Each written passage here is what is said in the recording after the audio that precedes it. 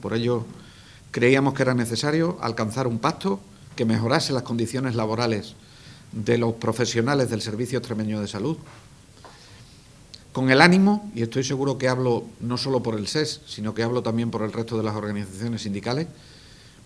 porque esa es la vía, ese es el instrumento para mejorar la atención sanitaria de la población. Aquí el fin no está en mejorar las condiciones laborales de los profesionales. El fin está en atender mejor a la población extremeña en estos momentos en los que una gran parte de nuestra ciudadanía,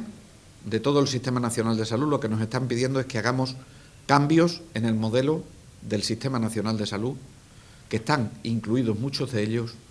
en este pacto que hoy presentamos. En segundo lugar, el Plan de Ordenación de Recursos Humanos es un documento vivo, al que se le van incorporando cosas, al que se va mejorando, al que va cambiando después del seguimiento y de la evaluación que se le está haciendo permanentemente, con el análisis en esta mesa sectorial, para ir introduciendo determinados elementos que nos hacen falta. Por lo tanto, estas mejoras se incorporarán de facto